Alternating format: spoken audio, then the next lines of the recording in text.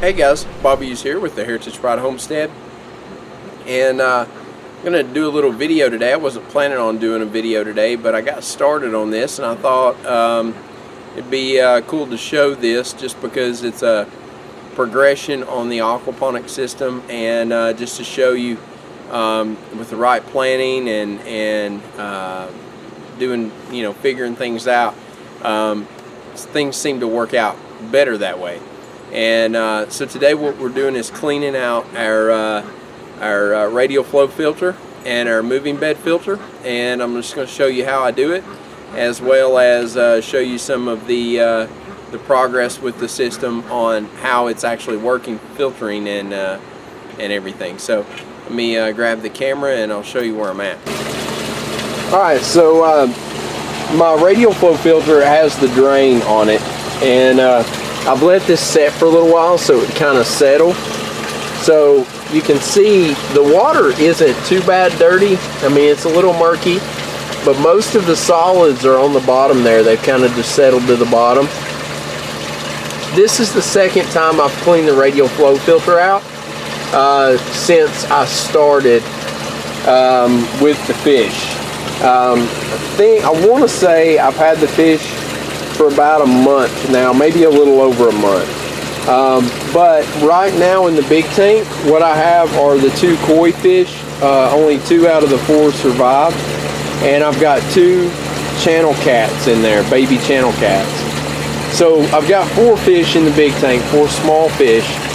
And then what I've been doing is I've been cleaning this tank out about once every 2 days.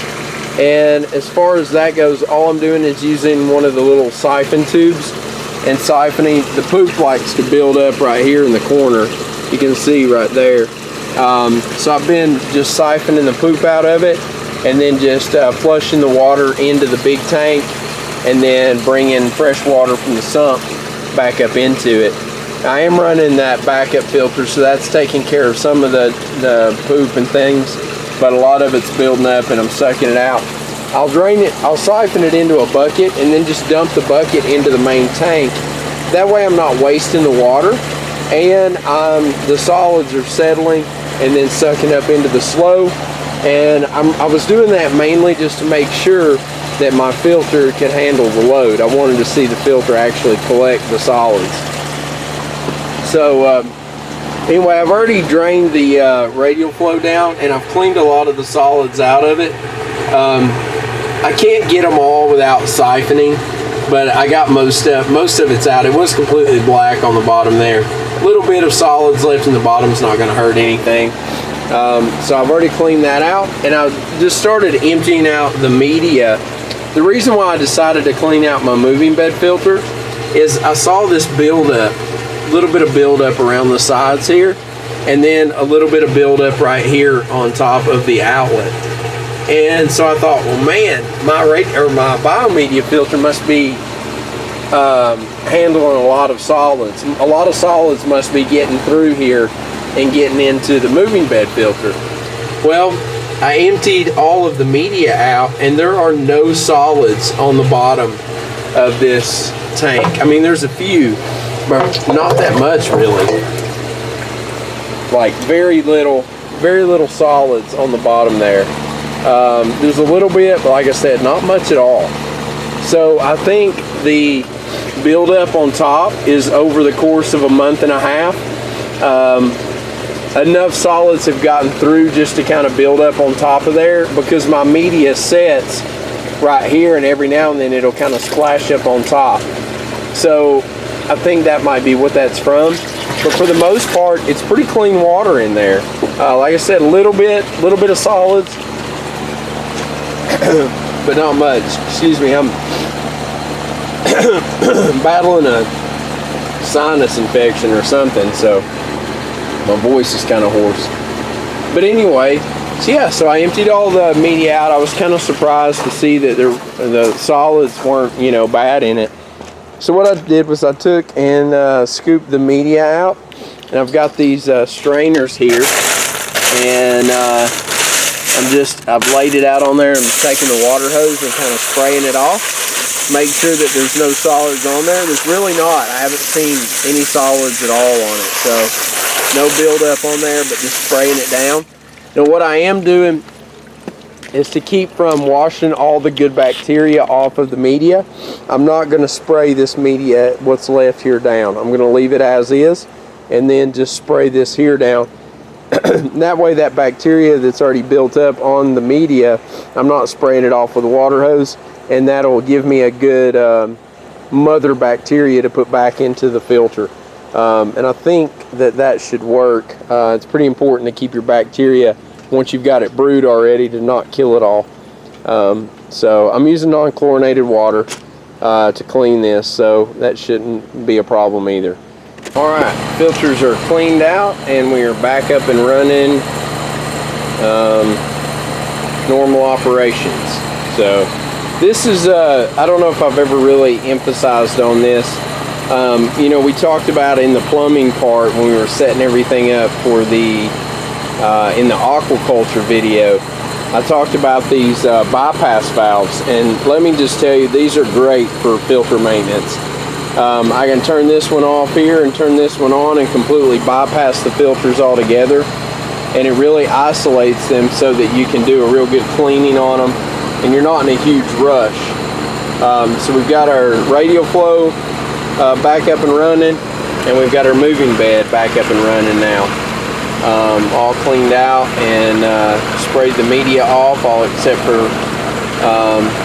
about a third of it. I left it without spraying it off, and then that way that bacteria is still in there for that. So should be no problems there. One thing I really haven't done lately is check my ammonia levels, just mainly because I haven't needed to, because my fish are alive. I haven't had any fish die, so I guess I should probably do that. So I might go ahead and do that now. Before we do that, let me talk to you about filtration for your water. In the beginning, everything I did I wanted to do on rainwater. Well, we went through about a month where we didn't have any rain, and so I had to think about a different alternative. My system right now is using or evaporating about 10 gallons a week, which I don't think is that bad considering it's about a 200-gallon system. Right now we're evaporating or using about 10 gallons a week. So right now what I've got is on my, I'm using water from the house, which is city water, but it runs through a whole home carbon filter. And that carbon filter just kind of filters out, it's a sediment filter, and it also filters out some of the bacteria and stuff that's in the water. And then I'm using this thing here. I found this online. It's called Garden Pure. And it's a Garden Pure water filter, and it is supposed to reduce the chlorine in the water, 99.9% of the chlorine in the water. And you can find these on Amazon. I'll put them on the Heritage Pride marketplace, so you can go on there and check those out. I've been using this now for a while and no problems with it. I will recommend using the Quick Connects, because in the reviews I read where a lot of people were having problems with the plastic ends stripping out on it. So I'm using Quick Connects on mine, and it's working pretty good. But I don't have a way to test the chlorine in the water. There's another alternative. Obviously, you can fill up buckets of water and let them set out in the sun, and the UV rays will actually, the chlorine will evaporate, and the UV rays will kind of kill the bacteria that's in the water for the most part. So, but I need it when I need it now. So I got these, and like I said, they advertise that it kills 99.9% of chlorine, or takes out 99.9% of the chlorine in the water. And then it also serves as a secondary filter before it goes into the fish tank. So I'm using that as well, and so far so good. I'm not the master of all, but like I said, all my fish are still alive, so far so good. But my pH right now is setting at about 7.5. I'd like for it to be lower, but I've been reading up about pH maintenance, and the best thing that I've read is as long as your fish are healthy and your plants are growing, to just let it run its course, and eventually it will neutral out. And I'm not really sure how that happens when I'm adding water to the system. But the water I'm adding to the system is low 7s, so I would say that as long as I'm adding water that's low 7s, my pH is never going to get below low 7s. But as long as everything's growing and everything's healthy, I don't want to add chemicals or anything for that matter to my system to try to adjust pH or maintain pH, because it won't adjust and then stay there. You're going to add the chemicals to it, it's going to drop your pH down, and then you're going to have to do it again in a couple of days because it's going to bump back up. So I'm trying not to add any chemicals or any additives to adjust the pH. So as long as everything's going good, I'm just going to leave it as is. I'm happy with 7.6. I know a lot of people that have kept fish healthy and alive and grew plants at higher than 7.6. So 7.6 is okay with me. So anyway, I'm going to go grab my ammonia test, and we'll go ahead and do an ammonia test and see how the ammonia levels are. Alright guys, so just finished up doing the testing on the different ammonia, nitrite levels, and so we're going to check them here. So here's our ammonia, and we're just going to hold it up to the test strip here. Yeah, that's been exactly 5 minutes. And you can see, looks like we're probably somewhere between 0 and 0.25 parts per million. So that's good. That's where we want to be. Probably closer to the 0, but could definitely be somewhere in between there. But that lets us know that, you know, that our filters are working properly at taking the ammonia and processing it into nitrites and nitrates. And it's very common to get 0 ammonia, 0 nitrites, and have some nitrates in the system. That's okay. I'm happy with that because I've just recently changed plants over and put new plants in, and so they're going to need to absorb those nitrates up.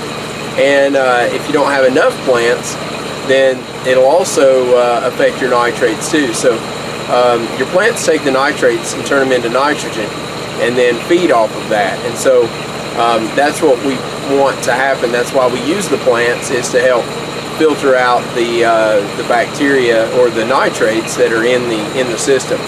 But we want to see our filters converting the ammonia to nitrites and to nitrates. So a little bit of nitrites is okay too. That means that it's, you know, it's eating the ammonia. A little bit of nitrites is all right as long as we see a trace of nitrates. That's what we're looking for. So we're good on ammonia. Now let's take a look at the the nitrites, and looks like we probably have, our nitrites are pretty high. It looks like we're up into the 5 parts per million, somewhere between 2 and 5. And so that's a little high. We don't want it to be that high. We actually want it to be a little bit less than that. But we'll test it again and see. I haven't actually ran a test on this in probably 3 weeks. Right after I got the fish, I did a test, and I haven't really done one since then. So somewhere between 2 and 5 parts per million on nitrites. And then on the nitrates, looks like we're at about 10 parts per million on nitrates. So it's up there too. But like I said, that's okay. Our biggest thing that we want to watch for is the ammonia. As long as the ammonia levels are low and we have nitrites and nitrates showing up, then that means that the filter is working and it's taking out the ammonia. So it's converting that ammonia to nothing. I just recently, I don't know, I'm not a scientist, I don't know how long it takes for the ammonia or the filter to break the ammonia down, and then further on converting the nitrites to nitrates. I don't know how long that process is, but this morning I cleaned out my fish tank with the tilapia in it and poured it into the system. So that could have been a huge influx of ammonia, and then so during the course of the day could have processed that ammonia to nitrites, and that could be why our nitrates, and now it's in the process of converting our nitrites to nitrates. And that could be why we have elevated nitrites and nitrate levels, is because I had a 5 gallons worth of strong ammonia water that went into the system, and through the course of the day it converted it. So that could be why it spiked as well. So what we'll do is I won't filter, since I did a water swap on the or a water flush on the tilapia tank today. I won't do one tomorrow.